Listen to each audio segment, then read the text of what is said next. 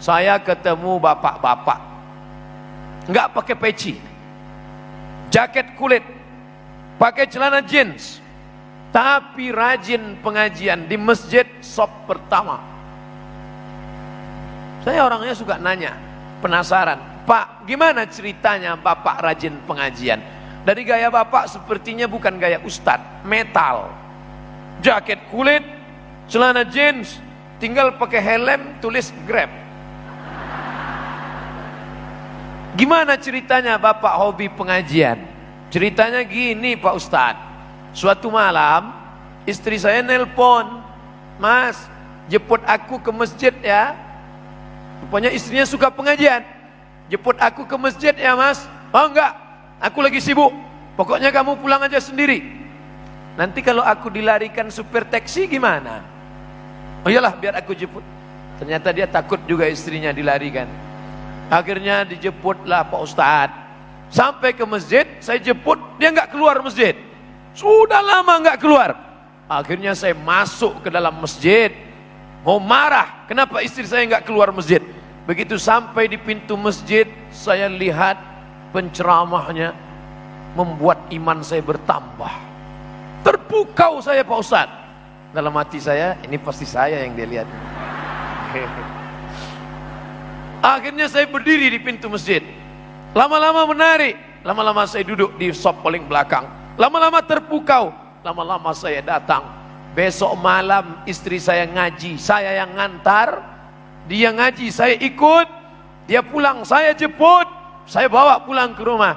Akhirnya sekarang saya ngaji di sop paling depan. Tidak pernah istrinya ngajak, tidak pernah istrinya, Mas ngaji, kalau nggak ngaji neraka jahanam. Ternyata lidah belum tentu menyentuh hati, tapi perbuatan. Sentuhlah dia tepat di hatinya, dia akan jadi milikmu untuk selamanya.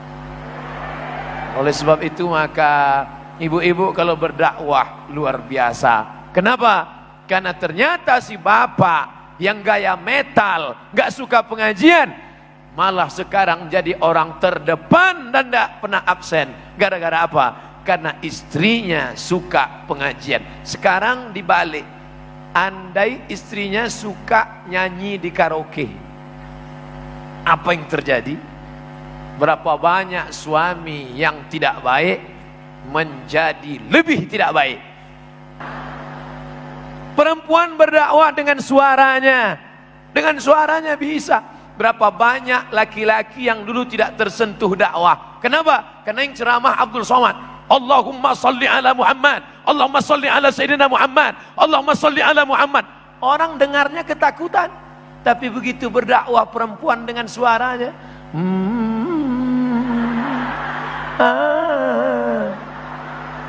orang Korea, ada videonya kan, orang Korea senang selawat. Orang Korea jadi senang selawat, orang Israel jadi senang selawat. Gara-gara apa? Gara-gara suara yang lembut. Jadi kalau dikatakan kami ini perempuan Pak Ustadz, kami bisa apa? Sumur, kasur, kubur. Engkau bisa berdakwah saudaraku. Tapi katanya suara perempuan aurat, suara perempuan itu nggak boleh. Suara yang nggak boleh itu suara mendayu-dayu, mendesah-desah, sehingga menyebabkan laki-laki yang ada penyakit jadi error. Itu yang nggak boleh. Makanya suara perempuan jangan mendesah-desah, merayu-rayu, jelas-jelas aja. Apalagi kalau ada telepon salah sambung. Assalamualaikum, waalaikumsalam. Di mana? Bandung. Bandung mana? Lautan api. Jadi jangan mendesah-desah. Ya, nanti ada telepon, Assalamualaikum, waalaikumsalam. Di mana nih? Bandung. Tapi kalau diisi dengan sholawat, diisi dengan nasyid, diisi dengan marawis, diisi dengan barzanji, diba, adhiyaul lami, maka perempuan amat sangat bisa berdakwah. Maka jangan katakan kami perempuan tidak bisa berdakwah. Dulu ketika saya kuliah, ada dosen saya perempuan, namanya Doktor, lupa namanya, Faridah Zamrow. Saya kuliah S2 di Darul Hadis. Dar rumah, Darul Hadis, rumah belajar hadis. Syekh kami laki-laki, nama ketua jurusannya Syekh Rektor Dr. Profesor Syekh Ahmad Al-Khamlishi.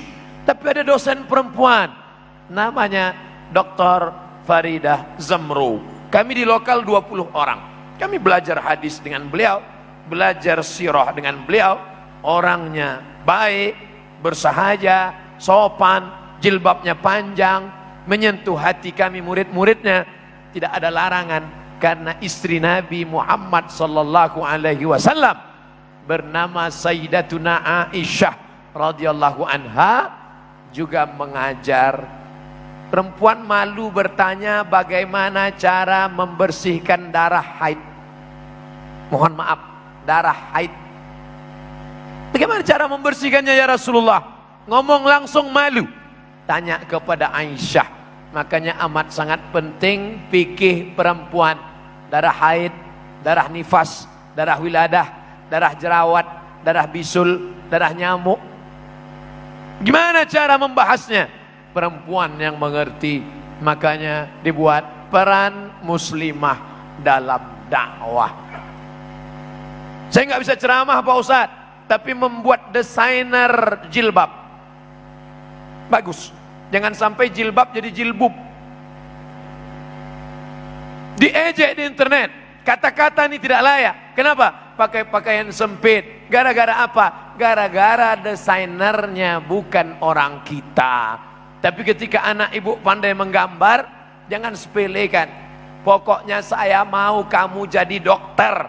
Jangan cuman gambar. Biarkan dia dengan apa kemampuan dia. Kalau dari sekarang anak ibu sudah mulai pandai menggambar, biarkan lanjut menggambar. Yang dia gambar apa? Gambar jilbab, gambar hijab, gambar baju panjang, gambar sajadah, sehingga perempuan bisa. Ingin jadi dokter? Lanjutkan. Berapa banyak dokter laki-laki, sementara pasien perempuan. Anak ibu yang mau jadi dokter silakan. Ini anak saya Pak Ustadz dari kecil kemana-mana bawa jarum suntik. Ada dua kemungkinan, mau jadi dokter spesialis atau pecandu narkoba. Tergantung kemana ibu mengarahkannya, peran dia nanti ada di sana. Ustadz, saya perempuan, lembut, tangan saya halus, saya pandai buat karikatur.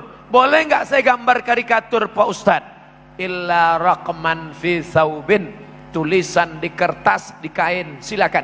Kamu yang pandai gambar karikatur silakan. Karena anak-anak nggak bisa diceramahi. Saya menceramahi anak-anak. Hai anak-anak, berikut ini mari kita dengarkan tausiah yang akan disampaikan Mukarram Haji Abdul Somad LCMA. Ceramah akan didengar anak-anak TK. Begitu saya maju, satu pun anak TK nggak ada yang peduli. Mereka dengan teman mereka berbisik. Ternyata Abdul Somad tidak populer di tengah anak-anak TK. Tapi berkat anak ibu pandai buat karikatur, karikaturnya dicetak, bukunya dijual.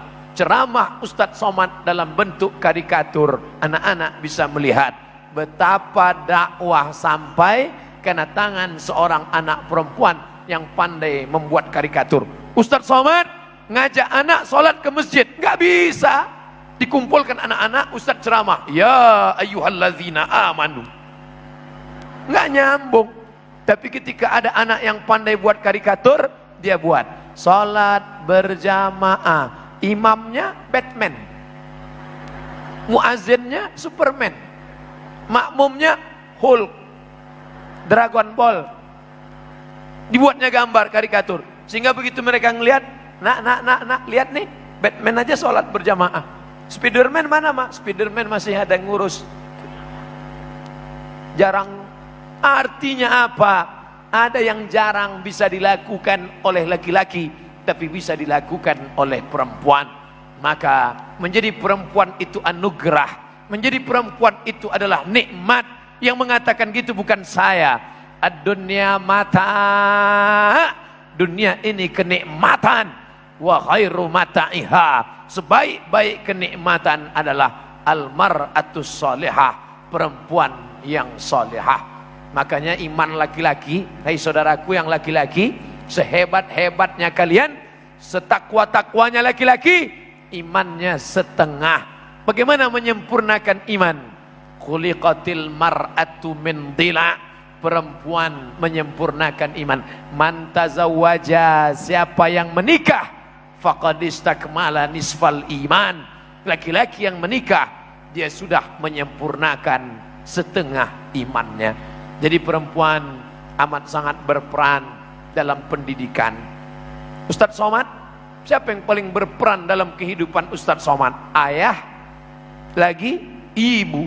Makanya Nabi Muhammad SAW, siapa yang dulu meninggal? Ayahnya atau ibunya? Ayah. Apa maknanya? Ayah bisa meninggal saat kau dalam kandungan, tapi engkau tetap hidup.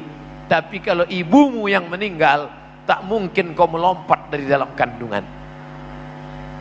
2 bulan usia dalam kandungan, meninggal Abdullah. Ditulis oleh Imam Abu Ja'far Al-Barzanji dalam kitab Syair Marhaban Al-Barzanji. Tetap ada dia, lahir sebagai anak yang perkasa, ayahnya meninggal dunia, yatim. Tapi kalau sudah ibu tidak ada, makanya apa kata pepatah? Kasih ibu sepanjang jalan, kasih ayah di simpang jalan, kasih saudara ada berada. Kasih ibu sepanjang jalan, kasih ayah di simpang jalan. Kenapa kasih ayah disebut di simpang jalan? Karena kalau ibu meninggal, maka bapak berpindah ke lain ibu yang lain. Saat itu kau berada di simpang jalan. Makanya banyak, kalau anak ayahnya meninggal, anak tetap terurus, bajunya tetap bersih, pakaiannya tetap rapi, ayahnya meninggal. Tapi kalau sudah ibu meninggal, harta banyak, anak tak terurus, maka perempuan amat sangat berperan.